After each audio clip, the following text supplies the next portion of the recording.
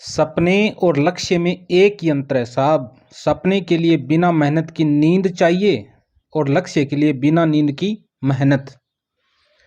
तो ये part number 2 है, राजस्थान अध्ययन कक्षा 6 पार्ट नंबर 2। इससे पहले एनसीईआरटी में जो राजस्थान अध्ययन की पुस्तकें लगती है कक्षा 6 से 12 तक, ये कक्षा 6 का सेकंड वीडियो है। अगर आपने फर्स्ट वीडियो नहीं देखा है और एनसीईआरटी कक्षा 6 से 10 तक एनसीईआरटी से संबंधित और भी वीडियो बना रखे हैं, अगर आपने नहीं देखे हैं तो प्ले लिस्ट में जाकर आप देख सकते हैं। वीडियो को लाइक करें, शेयर करें, सब्सक्राइब करें, बेल आइकन के ऑल नोटिफिकेशन पर क्लिक करें जिससे आगे आने वाले वीडियो का नोटिफिकेशन प्राप्त हो जाए। चलो शुरू करते हैं। राजस्थान में जल विभाजक है, तो अरावली पर्वतमाला राजस्थान में जल विभाजक का कार्य करती हैं। अपवाह क्षेत्रों के मध्य उच्च भूमि जो वर्षा जल को विभिन्न दिशाओं में विभक्त कर प्रभावित करती है उसे कहते हैं जल विभाजक रेखा। राजस्थान में अपवाह तंत्र को कितने भागों में बांटा जा सकता है? तो 3 भागों में। बंगाल की खाड़ी का अपवाह तंत्र, अरब सागर का अपवाह तंत्र और आंतरिक अपवाह तंत्र। जो नदियां अपना जल बंगाल की खाड़ी में ले जाकर उड़ेलती हैं उसे बंगाल की खाड़ी का अपवाह तंत्र, और जिन नदियों का पानी अरब सागर में जाके गिरता है उन्हें अरब सागर का अपवाह तंत्र, और जिन नदियों का पानी किसी धरों में विलुप्त हो जाता है वो किसी खाड़ी या सागर में नहीं गिरती है, धरातल पर ही विलुप्त हो जाती है, उसे आंतरिक अपवाह तंत्र कहते हैं। राजस्थान की बनास, काली सिंध, पार्वती आदि नदियां किस नदी में मिलती हैं? तो ये नदियां चंबल में मिलकर यमुना नदी में मिल जाती हैं। यमुना नदी किस में मिलकर अपना जल बंगाल की खाड़ी तक पहुंचाती है? गंगा नदी में। अरब सागर में जल ले जाने वाली नदियां हैं लूणी, माही, साबरमती, पश्चिमी बनास और उसकी सहायक नदियां। ऐसी नदियां जो समुद्र में पहुंचकर चल भाग में ही विलुप्त हो जाती हैं कहलाती हैं आंतरिक प्रवाह की नदियां। ऐसी नदियां जो समुद्र में न पहुंचकर चल भाग में विलुप्त हो जाती हैं यानी धरातल भाग में विलुप्त हो जाती है उसे आंतरिक प्रवाह की नदियां कहते हैं। राजस्थान में आंतरिक प्रवाह की प्रमुख नदियां हैं घग्गर नदी, बाणगंगा नदी, कांतली नदी, साबी नदी, रूपारेल नदी और मेंढा नदी। चंबल नदी का उद्गम स्थल है मध्य प्रदेश में विंध्याचल पर्वत। मध्य प्रदेश में विंध्याचल पर्वत से निकलती हैं चंबल, जो राज्य की 12मासी नदी है। तो राजस्थान की 12मासी सबसे लंबी नदी कौन सी है? तो चंबल नदी है। चंबल नदी राजस्थान में कहाँ प्रवेश करती है? चित्तौड़गढ़ जिले में भैंसरोडगढ़ में। राजस्थान में चंबल नदी का बहाव क्षेत्र है भैंसरोडगढ़, कोटा, बूंदी, सवाई माधोपुर, करौली, सवाई माधोपुर, करौली और धौलपुर, यानी चंबल राजस्थान के 6 जिलों से होकर बहती है। चंबल नदी राजस्थान के कितने जिलों में बहती है? 6 जिलों में। राजस्थान का उद्योग किस नगर को कहते हैं? राजस्थान को औद्योगिक नगरी किस नगर को कहते हैं? तो कोटा को कहते हैं। कोटा किस नदी के किनारे स्थित है? तो कोटा चंबल नदी के किनारे स्थित है। बनास नदी का उद्गम स्थल है राजसमंद जिले की खमनोर की पहाड़ियाँ। बनास नदी का बहाव क्षेत्र है राजसमंद, चित्तौड़गढ़, भीलवाड़ा, टोंक, सवाई माधोपुर। बनास नदी चंबल में किस स्थान पर मिलती है? तो सवाई माधोपुर के रामेश्वरम के निकट बनास नदी चंबल में मिल जाती है। बनास नदी एक मौसमी नदी है। राजस्थान में बहने वाली सबसे लंबी नदी है बनास। बनास नदी की लंबाई है 480 किलोमीटर। बनास नदी के तट पर स्थित नगर है टोंक और सवाई माधोपुर। बनास की प्रमुख सहायक नदियां हैं मैनाल, कोठारी, बेड़च और खारी। लूणी नदी का उद्गम कौन से जिले से होता है? तो अजमेर जिले से। लूणी नदी का उद्गम अजमेर जिले से होता है भाई, और अजमेर जिले की नाग पहाड़ियों से। लूणी नदी का उद्गम अजमेर के किस स्थान से होता है? लूणी नदी का उद्गम अजमेर के किस स्थान से होता है? तो गोविंदगढ़। गोविंदगढ़ से नहीं होता है। अजमेर जो शहर है उसके पश्चिम में जो पहाड़ियाँ हैं उन्हें नाग पहाड़ियाँ कहा जाता है और उन पहाड़ियों से होता है। गोविंदगढ़ में जो नाग पहाड़ से एक नदी निकलती है सागरमती के नाम से, और एक पुष्कर से आती है सरस्वती। दोनों नदियां जब गोविंदगढ़ में आकर मिलती हैं तो उसके बाद लूणी कहलाती हैं और गोविंदगढ़ नागौर और अजमेर की सीमा पर स्थित है। तो ये मिस प्रिंट है यहाँ पर थोड़ी। लूणी नदी का उद्गम किन दो धाराओं के मिलने से होता है? तो पुष्कर से आने वाली सरस्वती और नाग पहाड़ से निकलने वाली सागरमती से। लूणी नदी का बहाव क्षेत्र है अजमेर, नागौर, पाली, जोधपुर, बाड़मेर, जालौर से होते हुए कच्छ की खाड़ी में। तो लूणी नदी अंत में कौन सी खाड़ी में गिरती है? कच्छ की खाड़ी में गिरती है और ये 6 जिलों से होकर, राजस्थान के 6 जिलों से होकर बहती है। लूणी नदी का पानी कहाँ के बाद खारा हो जाता है? तो बाड़मेर जिले के बालोतरा झील से पानी वो खारा हो जाता है, क्योंकि बालोतरा और उस क्षेत्र की जो मिट्टी है उसमें नमक की मात्रा अधिक है, नमकीन चट्टानें हैं वहाँ पर, इसलिए उस मिट्टी के कारण वहाँ का पानी क्या हो जाता है? खारा हो जाता है। लूणी नदी की प्रमुख सहायक नदियाँ कौन सी हैं? जोजड़ी जो नागौर से पोंडलू गांव की पहाड़ियों से निकलती है, बांडी, मीठड़ी, जवाई, खारी, सूकड़ी, सागी और गुइया। माही नदी का उद्गम स्थल कहाँ से है? मध्य प्रदेश में विंध्याचल पर्वत से है। माही नदी राजस्थान के किन 2 जिलों में बहती है? तो बांसवाड़ा और प्रतापगढ़। माही नदी की प्रमुख सहायक नदी कौन सी हैं? सोम और जाखम। माही नदी अपना जल कहाँ ले जाती हैं? खंबात की खाड़ी में। बाणगंगा नदी का उद्गम स्थल कौन सा जिला है? बाणगंगा नदी का उद्गम स्थल जयपुर जिला है। बाणगंगा नदी का उद्गम कहाँ से होता है? बैराट की पहाड़ियों से होता है। कौन सी नदी का पानी भरतपुर में गरहा पक्षी राष्ट्रीय उद्यान में नम भूमि का निर्माण करता है? तो बाणगंगा नदी, जिसे अर्जुन की गंगा भी कहते हैं। किस नदी को अर्जुन की गंगा कहा जाता है? तो बाणगंगा को। घग्गर नदी का उद्गम स्थल है हिमाचल प्रदेश में शिवालिक की पहाड़ियाँ। घग्गर नदी है आंतरिक प्रवाह की नदी है। घग्गर नदी राजस्थान में किस जिले में प्रवेश करती है? तो हनुमानगढ़ जिले के टिब्बी तहसील में प्रवेश करती हैं। घग्गर नदी कहाँ से भूमिगत हो जाती है? तो गंगानगर में, यानी सूरतगढ़ के आसपास यहाँ पर। घग्गर नदी किस प्राचीन नदी की सहायक नदी मानी जाती है? सरस्वती नदी की। पंडित जवाहरलाल नेहरू ने किसे आधुनिक भारत के मंदिर कहा था? बहुउद्देश्यीय नदी घाटी परियोजनाओं को पंडित जवाहरलाल नेहरू ने आधुनिक भारत के मंदिर कहा था। चंबल परियोजना किन 2 राज्यों की संयुक्त परियोजना है? राजस्थान और मध्य प्रदेश की। चंबल नदी पर कुल कितने बांध बनाए गए हैं? तो चंबल नदी पर कुल 4 बांध बनाए गए हैं। चंबल नदी पर बना मध्य प्रदेश में स्थित बांध कौन सा है? तो गांधी सागर बांध है। चंबल नदी पर बना चित्तौड़गढ़ में कौन सा बांध है? तो राणा प्रताप सागर बांध है। चंबल नदी पर बना कोटा जिले में कौन सा बांध है? तो एक तो जवाहर सागर बांध है और एक कोटा बैराज है। चंबल नदी परियोजना का मुख्य उद्देश्य क्या है? जल विद्युत एवं सिंचाई सुविधा उपलब्ध करवाना। माही बजार सागर परियोजना किन राज्यों की संयुक्त परियोजना है? राजस्थान और गुजरात राज्य की। माही बजार सागर बांध स्थित है बांसवाड़ा में। माही बजार सागर का प्रमुख उद्देश्य है पेयजल, जल विद्युत और सिंचाई है। बिशलपुर परियोजना का संबंध किस जिले से है? तो बिशलपुर परियोजना टोंक जिले में है। बिशलपुर बांध कहाँ पर स्थित है? टोंक जिले के टोडा रायसी नगर के पास बिशलपुर गांव में। बिशलपुर बांध से किन जिलों को पेयजल की आपूर्ति होती है?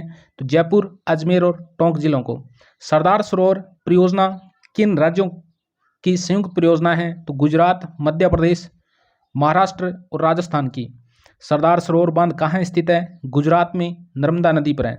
सरदार सरोवर बांध से राजस्थान के किन जिलों को फायदा मिलता है? बाड़मेर और जालौर जिले में सिंचाई और पेयजल सुविधा उपलब्ध करवाई गई है। ज्वाई बांध कहाँ पर स्थित है? पाली में है। सोमकमला अंबा परियोजना का संबंध किस जिले से है? तो डूंगरपुर जिले से है। मानसी वाकल परियोजना का संबंध किससे है? तो मानसी वाकल परियोजना उदयपुर में है। जाखम परियोजना का संबंध किससे है? तो जाखम परियोजना जाखम नदी पर जाखम बांध बना हुआ है जो प्रतापगढ़ में है। परंपरागत जल स्रोत है कुएं, बावड़ियां, जोहड़, टांके, खड़ीन। गोवर्धन सागर और रस सागर झील स्थित है तो ये उदयपुर में है। जना सागर झील स्थित है तो ये भी उदयपुर में है। गोमती नदी पर बांध बनाकर किस झील का निर्माण किया गया? तो जयसमंद झील का निर्माण करवाया था राजा जयसिंह ने। जयसमंद झील का निर्माण किसने करवाया? जयसिंह ने करवाया था 1667-68 में। विश्व की मीठे पानी की सबसे बड़ी मानव निर्मित झील कौन सी है? तो जयसमंद है। जोधपुर की प्रमुख झीलें हैं बालसमंद, कायलाना और उमेद सागर। जैसलमेर में स्थित झील का नाम क्या है? गढ़सीसर झील है। गैव सागर झील राजस्थान के किस जिले में स्थित है? तो गैव सागर झील डूंगरपुर में है। कोलाई झील स्थित है तो बीकानेर में है जहां पर कपिल मुनि का मेला बढ़ता है। सिलीसेट झील स्थित है तो ये अलवर में है। वर्तमान में जल संरक्षण की कौन सी विधि प्रचलित है? रूफ टॉप जल संचय और वाटर हार्वेस्टिंग विधि। आजीविका के प्रमुख क्षेत्र, अध्याय नंबर 8। रबी की फसल की बुआई होती है अक्टूबर नवंबर में होती है। रबी की फसल की कटाई की जाती है मार्च अप्रैल में। प्रमुख रबी की फसल कौन सी है? गेहूं, जौ, चावल, चना, सरसों। खरीफ की फसल की बुआई की जाती है जुलाई और अगस्त में। खरीफ की फसल का मौसम अब चल रहा है। खरीफ की प्रमुख फसल कौन सी है? ज्वार, बाजरा, मूंग नहीं है, ये मूंग है, कपास, गन्ना, मूंगफली और तिल। जायद की फसल कब बोई जाती है? तो मार्च अप्रैल से जून जुलाई तक काट ली जाती है। प्रमुख जायद की फसल है खरबूजा, तरबूजा, ककड़ी। राजस्थान में उत्पादित होने वाला देश का सर्वाधिक अनाज कौन सा है? तो बाजरा, सरसों और गंवार उत्पादन में राजस्थान प्रथम स्थान पे है। राजस्थान जौ व चना उत्पादन में देश में कौन सा स्थान रखता है? तो उत्तर प्रदेश के बाद दूसरे स्थान पर है। राजस्थान के किस भाग में बाजरा सर्वाधिक पाया जाता है? तो पश्चिमी राजस्थान में। दक्षिणी राजस्थान में खाद्यान्न फसलों में मुख्य खेती की जाती है मक्का की। तो दक्षिणी राजस्थान में उदयपुर और उनके आसपास के जो जिले हैं उनमें मक्का की खेती मुख्य रूप से की जाती है। और राजस्थान जौ व चना उत्पादन में देश में किस स्थान पर है? तो चना उत्पादन में वर्तमान में 2020-21 के आंकड़ों के अनुसार चना उत्पादन में राजस्थान मध्य प्रदेश के बाद दूसरे स्थान पर है, ध्यान रखना। राज्य में किस जिले में सर्वाधिक गेहूं का उत्पादन होता है? तो गंगानगर में। पश्चिमी राजस्थान से इंदिरा गांधी नहर से कितना हेक्टेयर भूमि सिंचित होती है? तो 17.5 लाख हेक्टेयर। राजस्थान में कुल बोई जाने वाली फसल में से कितना प्रतिशत फसल को सिंचाई की सुविधा उपलब्ध है? तो 35% फसल को सिंचाई की सुविधा उपलब्ध है। राजस्थान में सर्वाधिक सिंचाई किससे होती है? तो कुएं और ट्यूबवेल से 66% सिंचाई होती है। राजस्थान में नहरों से कितने प्रतिशत सिंचाई होती है? तो 33%। राजस्थान में सबसे कम सिंचाई किन साधनों से होती है? तो तालाबों से राजस्थान में सबसे कम सिंचाई होती है। पशुपालन की दृष्टि से राजस्थान का देश में स्थान है, दूसरा स्थान है। भारत के कुल पशुधन का राजस्थान में पाया जाता है 11.27%। तो भारत के कुल पशुधन का राजस्थान में पाया जाता है 11.27%। और भारत के कुल क्षेत्रफल का राजस्थान का क्षेत्रफल है 11.41 है कि 10.41 है।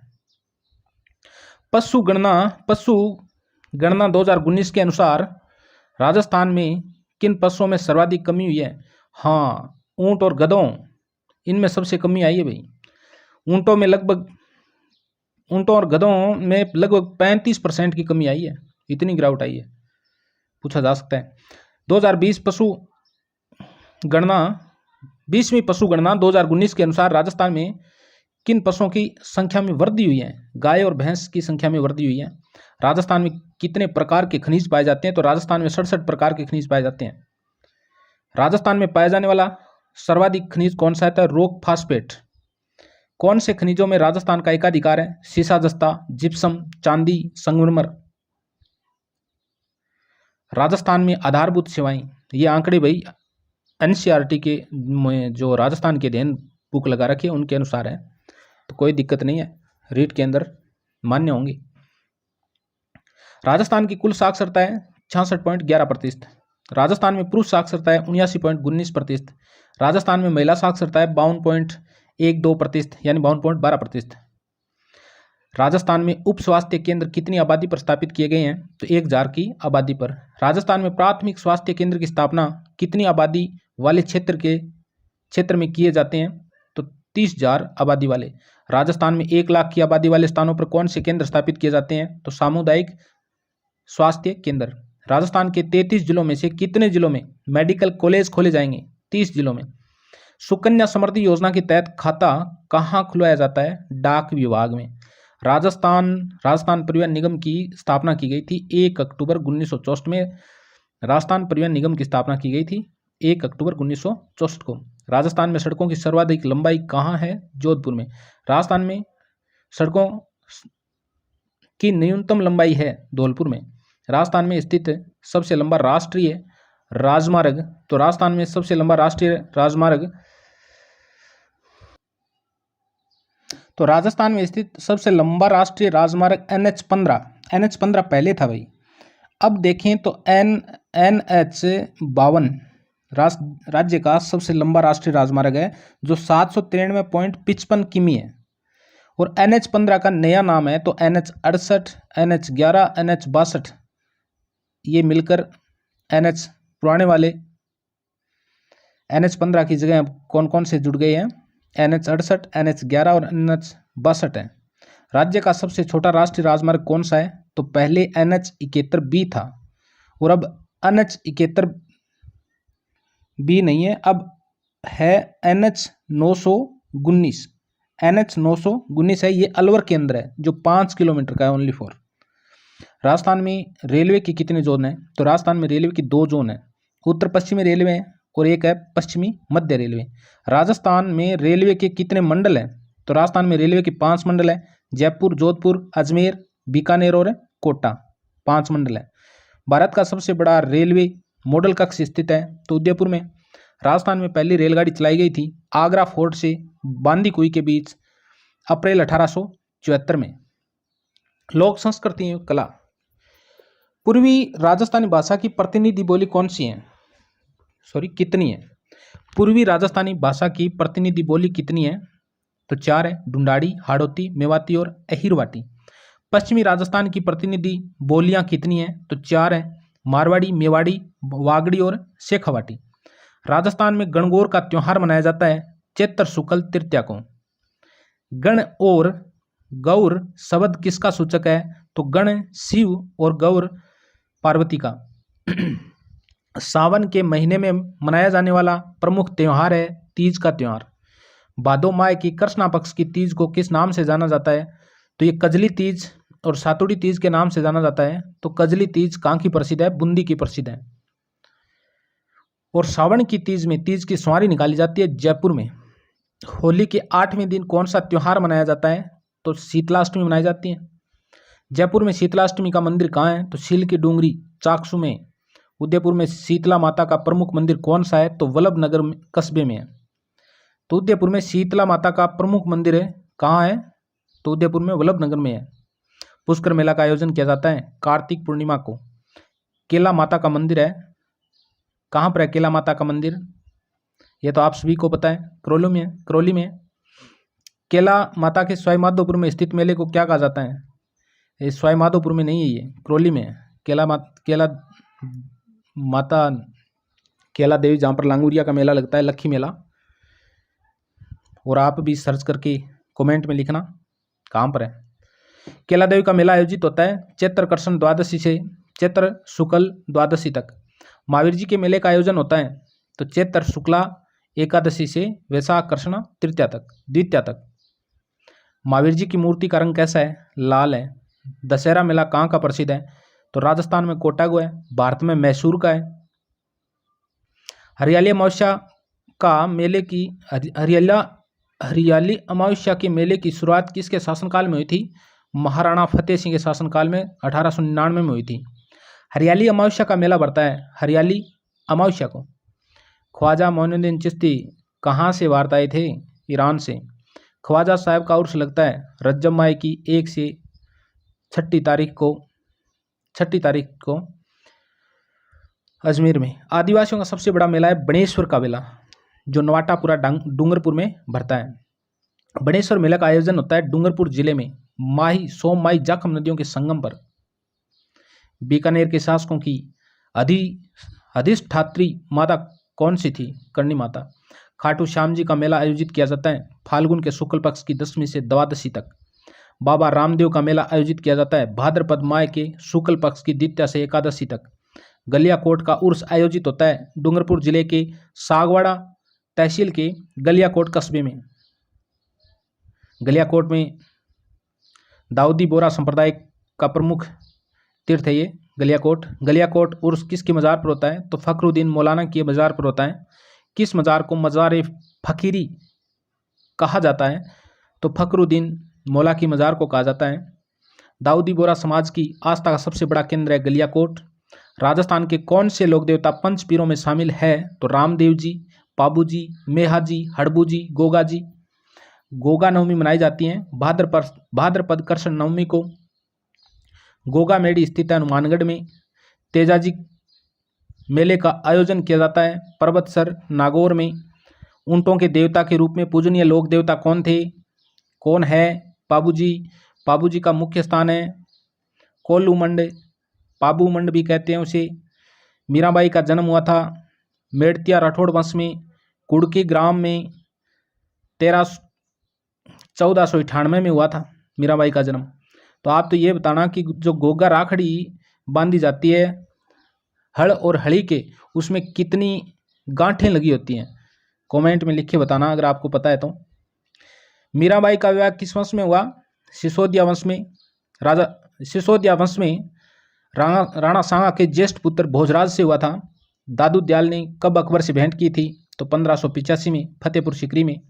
विश्नोई संप्रदाय के प्रवर्तक जाम्बोजी का जन्म कहाँ हुआ और कब हुआ? तो 1508 की भाद्रपद कृष्ण अष्टमी को पिंपासर नागौर में हुआ था। जसनाथ जी का जन्म कहाँ हुआ? कतरियासर बीकानेर में। जसनाथ जी किससे प्रभावित हुए? तो गोरखनाथ जी से। राजस्थान के लोक संत जो स्वयं अशिक्षित रहते हुए भी लोगों में शिक्षा की अलख जगाई, तो सरदानाथ जी। ये याद करना भाई, नया है यहाँ राजस्थान अध्ययन में। सरदानाथ जी, इन औरों को तो आप पढ़ते हैं हर गाइड में। सरदानाथ जी का संबंध किस स्थान से था? तो शेखावाटी से था। सरदानाथ जी ने देह त्याग कहाँ पर की थी? सीकर जिले के लक्ष्मणगढ़ में। किस संत का आदर्श वाक्य है कि स्वच्छता में ही ईश्वर का निवास है? तो सरदानाथ जी का है। काष्ठ कला का प्रमुख केंद्र है बस्सी चित्तौड़गढ़। लकड़ी के बेवाण, कावड़ तथा रंगाई छपाई के ठप्पे कहाँ बनाए जाते हैं? तो ये बस्सी चित्तौड़गढ़ में। लकड़ी के खिलौने और कठपुतली के लिए प्रसिद्ध स्थान है उदयपुर। लकड़ी की मूर्तियों के लिए कौन सा स्थान प्रसिद्ध है? जेठाना, डूंगरपुर। लकड़ी का फर्नीचर कहाँ का प्रसिद्ध है? शेखावाटी और बीकानेर का। टेराकोटा के लिए प्रसिद्ध स्थान है मोलेला, नाथ द्वारा। टेराकोटा की वस्तुएं निर्मित की जाती हैं अलवर और बाड़मेर में। लाख के आभूषण कहाँ के प्रसिद्ध है? जयपुर और जोधपुर के। थेवा कला कहाँ की प्रसिद्ध है? तो ये प्रतापगढ़ की प्रसिद्ध है। थेवा कला कहाँ की प्रसिद्ध है? प्रतापगढ़ की। तो कक्षा 6 इसी के साथ राजस्थान अध्ययन की पुस्तक के मोस्ट एंड इंपॉर्टेंट फैक्ट पूर्ण होते हैं। अगला वीडियो होगा कक्षा 7 राजस्थान अध्ययन से संबंधित। एक वीडियो इससे पहले कक्षा 6 से संबंधित एक शॉर्ट वीडियो बनाया हुआ है, अगर किसी ने नहीं देखा है तो प्ले लिस्ट में जाकर आप देख सकते हैं। और एनसीईआरटी के अन्य वीडियो भी और हिंदी सेकंड ग्रेड से संबंधित वीडियोस भी आप प्ले लिस्ट में जाकर देख सकते हैं, बहुत शानदार तरीके से बनाए हुए हैं। और अगर आपको वीडियो अच्छा लगा है तो लाइक शेयर सब्सक्राइब करें और अपने दोस्तों को भी बताएं कि एनसीईआरटी का सुपर फास्ट रिवीजन चल रहा है। ओके।